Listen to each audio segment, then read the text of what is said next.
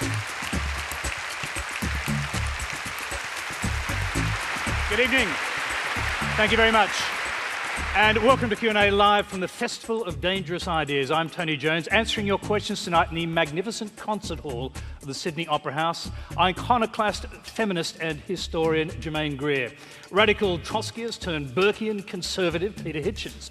Author Hannah Rosen, who argues that women are on the rise while men are on the wane. And sex advice author and gay activist Dan Savage. Please welcome our panel.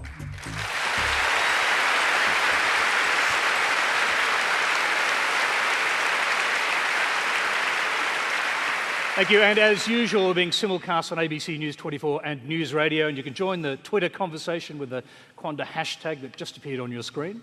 Our first question tonight is from Tim Wright.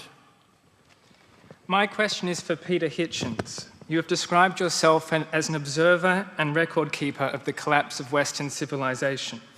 To what extent is your resignation to defeat a lament for the passing of a world where moral absolutes still existed, hierarchy and order was respected, and nuclear families were the cultural norm? Is it not desirable that we have moved out of a world of black and white into one of technicolor? Wow. Peter Hitchens. Well, the first summary of my opinions is absolutely right. But what that has to do with a world of black and white and a world of technicolor, I'm not quite sure. You seem to be suggesting that somehow a world in which people don't fulfill their obligations to their children, desert their marriages, don't keep to the laws, are increasingly selfish and follow their own desires and abandon all kinds of ideas of self-restraint and patience, is a better world than one where those things actually ruled. And I don't agree with you. The fact that the world is technicolor, and full of drugs and people who get drunk and people who abandon their husbands and wives, it doesn't seem to me to be an improvement. And it strikes me that it's time somebody said that actually this isn't necessarily a turn for the better. But in any case, when you're discussing all these changes in our lives, you can't return to the past. It's futile to even attempt to. What we're always doing all the time is discussing what we're going to do with the future. At the moment, we're very busily choosing the wrong future in which some of us and all of our children are going to live. Hey, it's Peter, a good thing we didn't bring our champagne out here. We actually considered it. Yes. Peter, you've obviously bemoaned the decline, the moral decline of Great Britain. I mean, is it the decline of Christian values that you're talking about primarily? Well, Christianity more or less collapsed in Europe after 1914 and the First World War. And when it ceased to exist, all kinds of other things rushed in to take its place. But mostly what's rushed in to take its place is what I call selfism. The idea that we are all sovereign in our own bodies, that no one can tell us what to do with our own bodies, that everything that we do is okay, provided we think we aren't harming anybody else. Quite often the truth is that we are harming other people, but we're hiding it from ourselves. But who gets to decide what's corrupt? So, drinking, drugs, gay sex, I mean, sort of where do you draw the line? What seems totally arbitrary. Where do you draw the line? You draw the line fundamentally, as far as I'm concerned, around about the Sermon on the Mount and those instructions given to us. And I have absolutely no shame in saying that I believe that the Christian religion was the greatest possession which the human race had, which it's now, in large parts of the world, rather busily throwing away. I'm a firm believer in do unto others as you would have them do unto you. I just think there's more doing unto that's possible in my philosophy than in yours.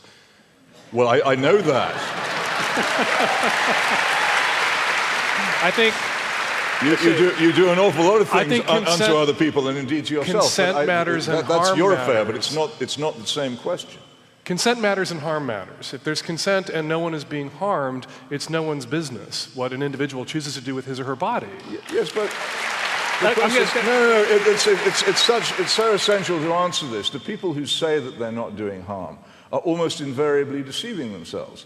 The people who divorce and say, oh, the children are happier as a result. And the government should rush in to prevent people from being self-deceptive, if that's indeed what they're doing? The teenager who takes drugs and becomes mentally ill and ruins his own life and that of his parents is doing harm to other people. But at the time they do these things, they say, no, my body is sovereign. I am a completely autonomous person. I don't harm anybody else. We lie to ourselves about this all the time. I lie to myself about it. You all lie to yourselves about it. You lie to yourself about it. So what we about know abortion, that we harm other people, but we hide it from Let me go ourselves. to Germaine Greer. We haven't heard from Germaine yet. Do you see any evidence of moral decline in the West? No, but I think what we have to be aware of is that there's another spiritual and intellectual system that is rejecting the West and rejecting it in no uncertain fashion. I think that the patriarchal system was corrupt, that it was a license to exploit and humiliate and oppress women and children.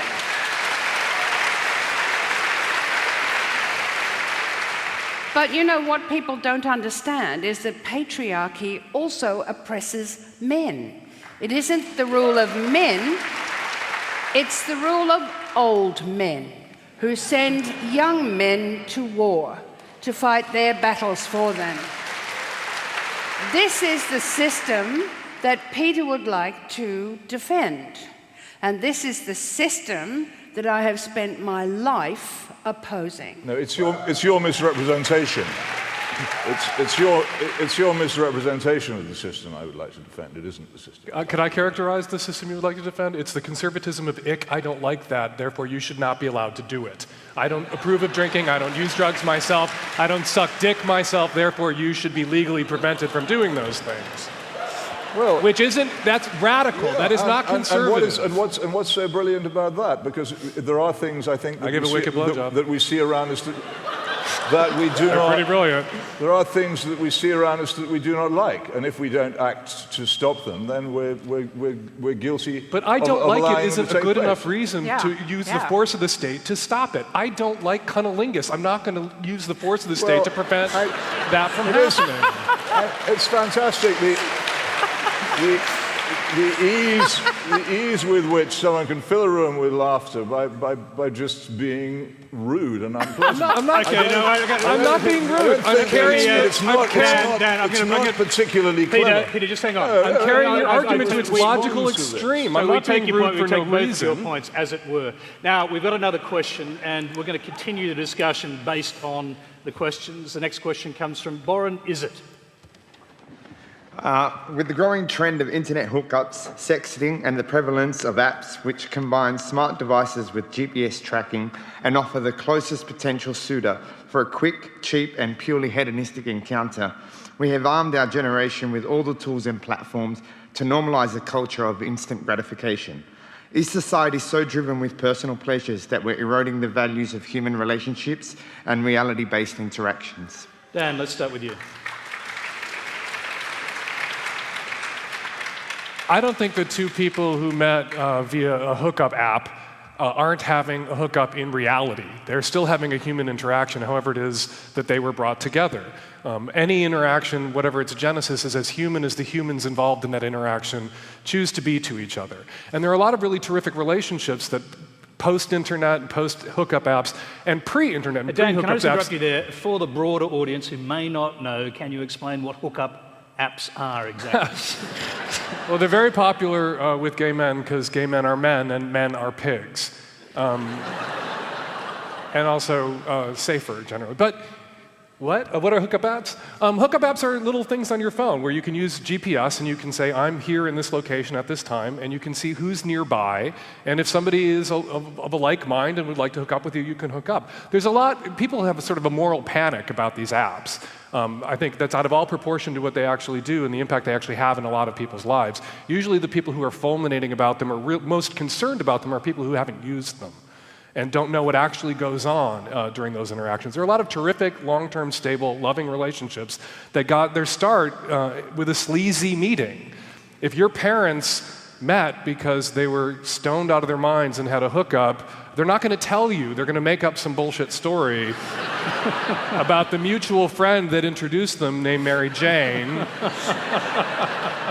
And that's really the only thing that, I know a lot of people who are in long-term, stable, loving relationships, even marriages now, who met via hookup apps. And we need these apps because we have said now that it is not okay to hit on people at work, not okay to walk up to somebody on the bus or the street and ask them for their phone number. We've defined these things, rightly so, to make the world safer for women, as sexual harassment. So we need these places that when you enter them, you were saying, you may approach me.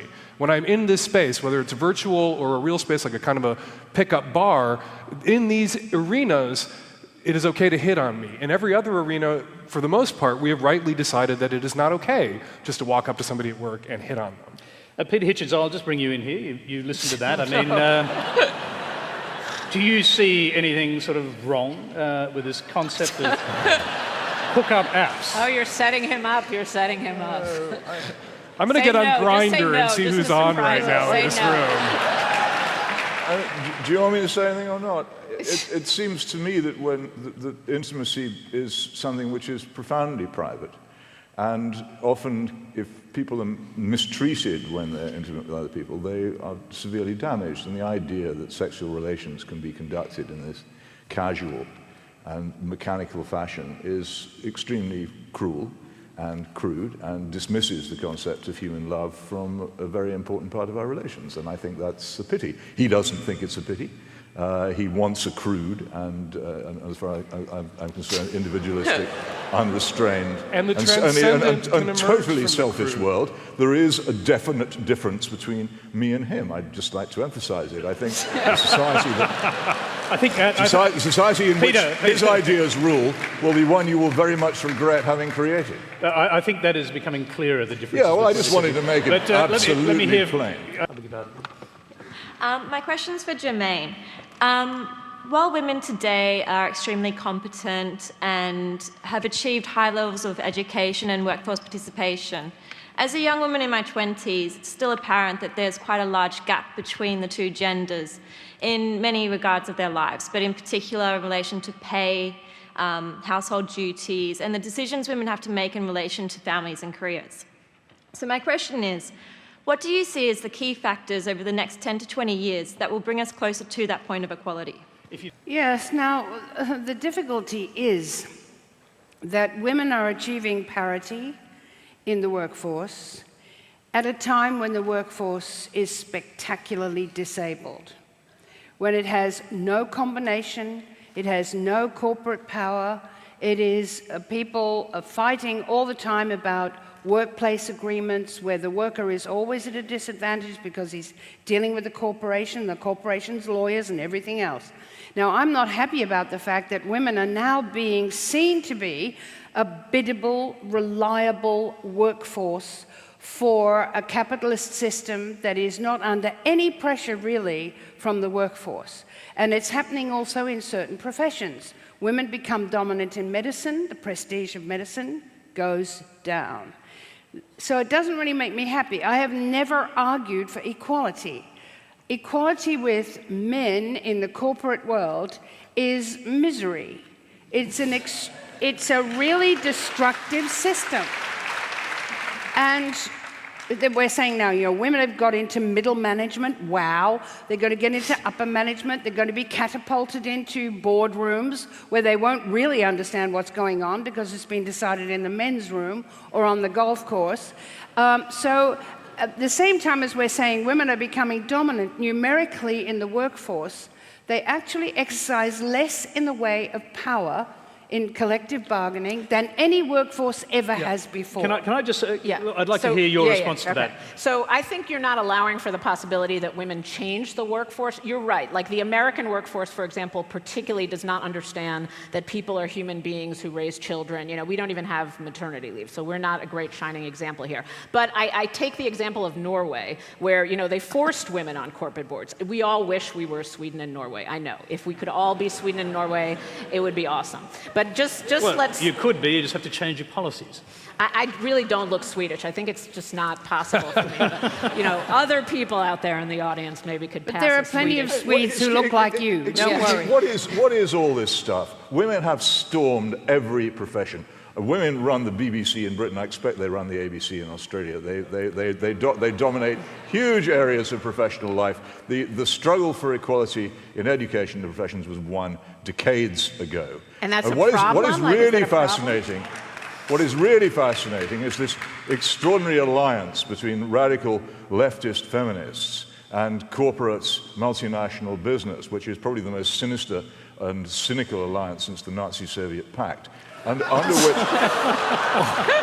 which these 60s leftists applaud as millions of women are marched into wage slavery and exploitation by corporations. The people who claim that women were being exploited by marriage and by raising children don't raise a whisper against the immense exploitation of women by corporate business, not a word. And this endless, continual, ceaseless denigration of the most important and responsible task most of us will ever do, the raising of the next generation. I'm going to pause. No, don't stop me up there. No, I'm stopping you. I'm making my point. Wait a minute, if it's the most important task, I'm stopping you because we have a question. Don't stop me. Excuse me, we have a question. It's the most important task. I don't wait a minute. You'll get a chance. Wait. No.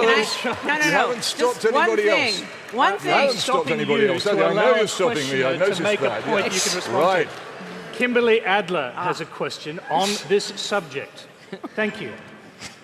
Do you think it's possible that the women's liberation movement has gone too far away from the primary role of women to nurture and raise their children?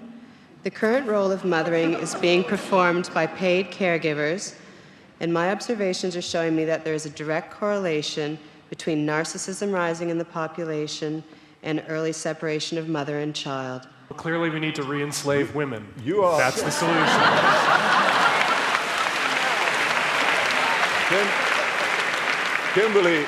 Kimberly, you are fantastically brave. Be careful on your way home. The feminists will get you for that.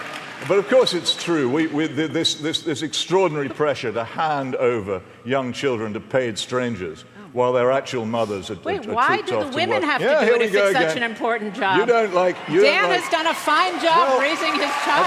Shall I tell you a very simple reason why? It may not apply to you, but in a lot of cases they're better at it. There, you see. Heresy. Jermaine, let's hear from you.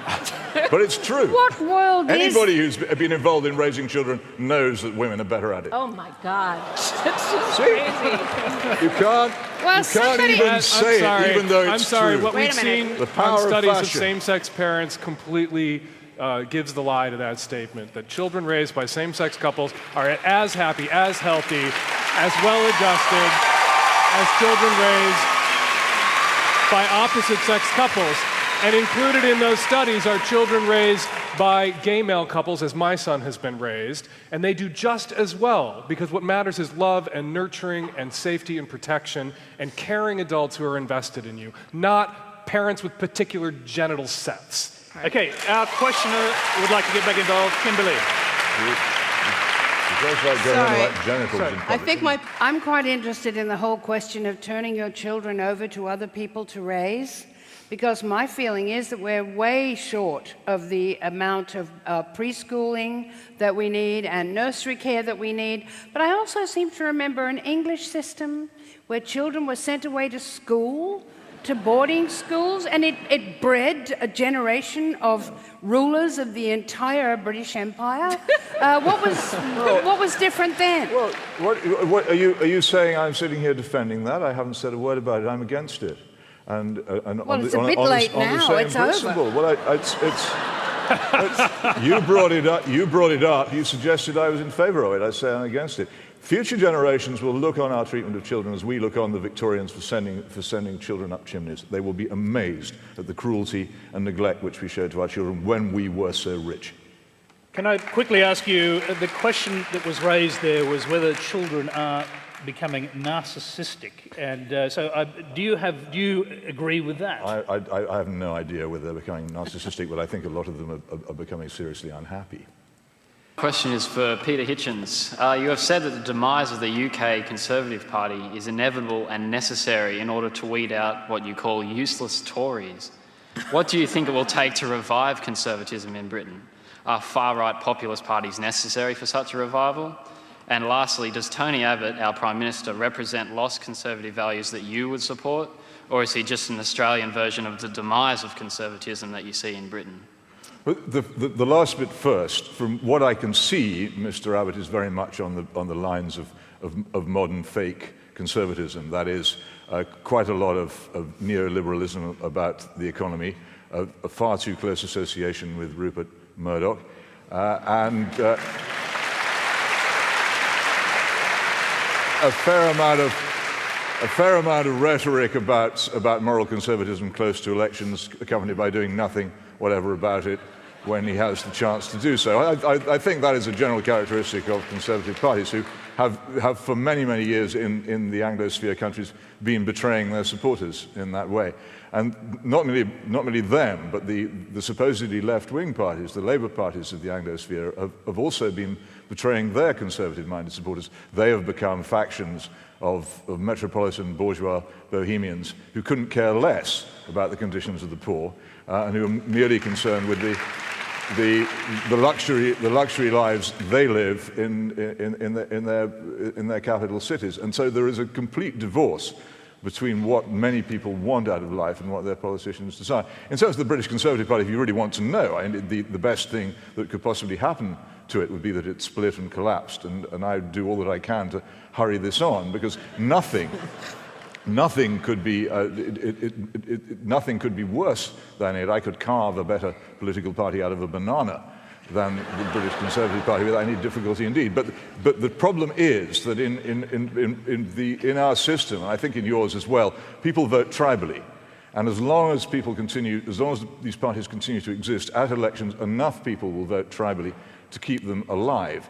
And only if they collapse that the conservative-minded people of your country and mine will realize they have actually got no friends in government.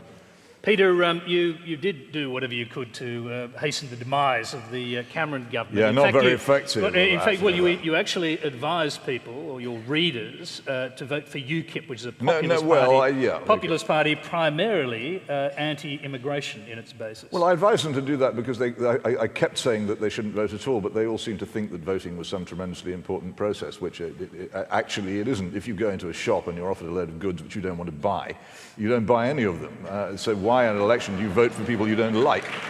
Jermaine Greer. All right. Okay, we'll bring Jermaine in on that one-liner. For me, the greatest mystery is that Tony Abbott is a Rhodes Scholar.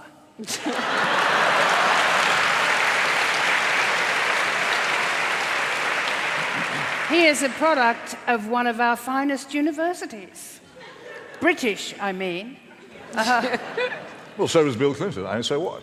Well, the interesting thing is that it looks as if a populist right-wing government has to pretend to be extremely stupid. And Tony Abbott is very good at that.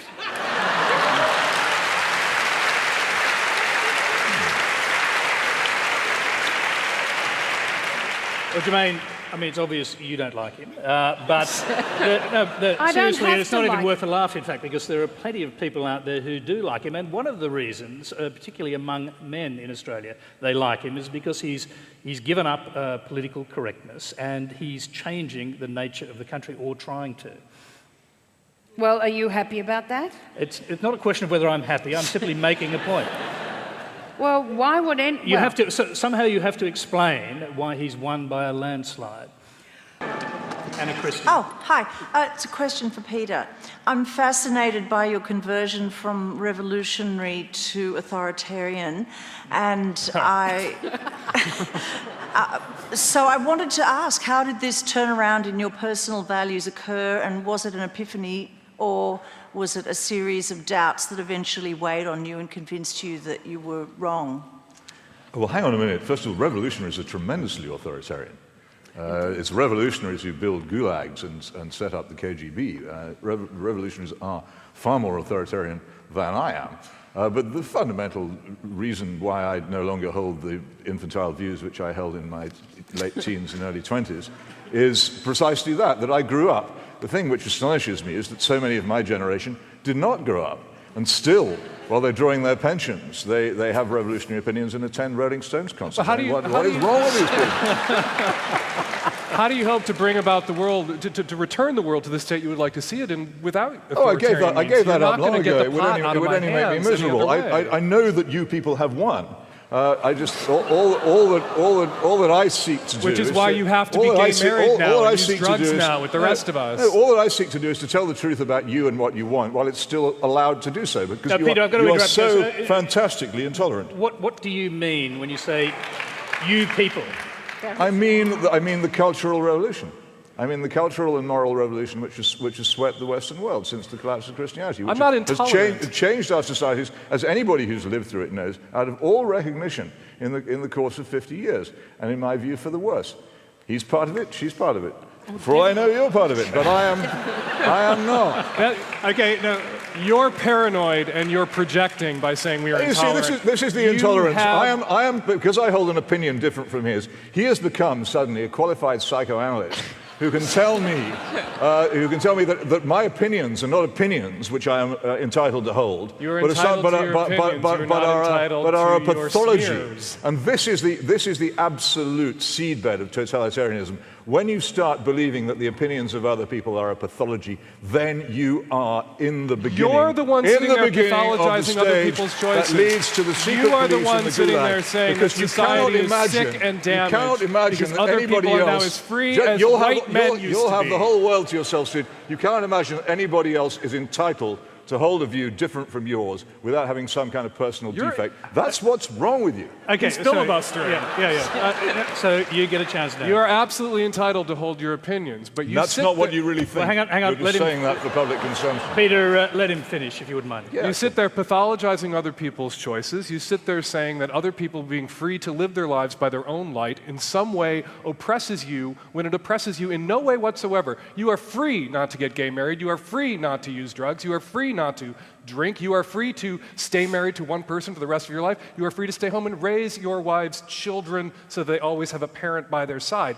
You are not free to sit there and say that other people being just as free as you are to live their lives and make their own choices in some way is damaging you personally, in some way destroying society. People are freer now, happier now. It's a less intolerant world than it used to be because people like me are now empowered to look at people like you and say you are full of shit.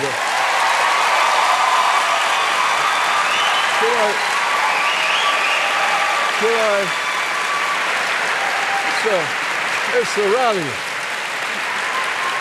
Okay. It's a rally. Hold on. We actually do need to hear. Why do you do this? Why do you do this? I can't talk. While you do that, I can't talk, and you know it. And that's to your shame. Because silencing opponents is a very wicked thing to want to do. You've been a lot of things tonight, but you've not been silenced. This is very personal. I'll reply to it.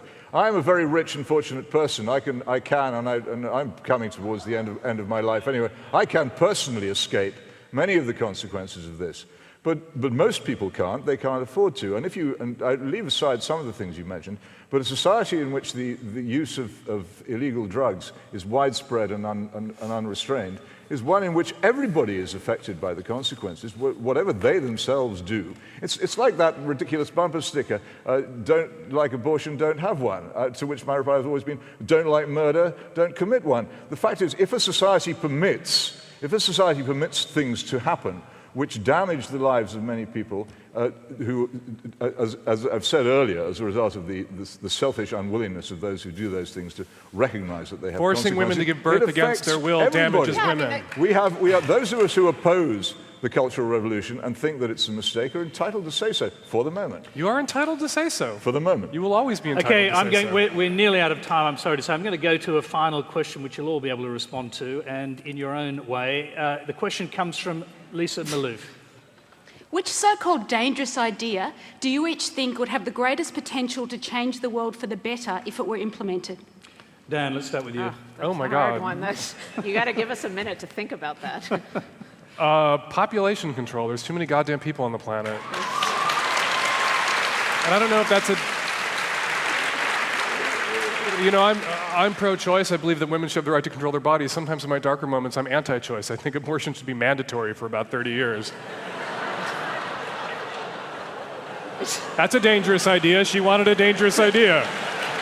So throw a chair at me. That is a very dangerous idea. I actually have to think about it for a minute. Okay, let's go to Jermaine.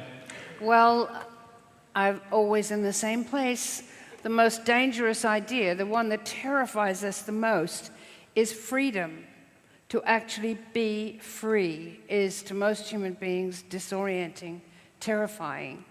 But it's the essential bottom line. If you want to be a moral individual, you must be free to make choices, and that includes making mistakes. Peter.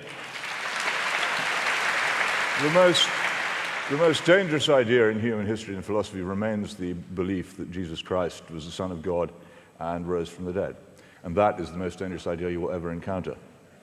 I have to agree with that. Just quickly, I think you can't really leave it there. Why dangerous?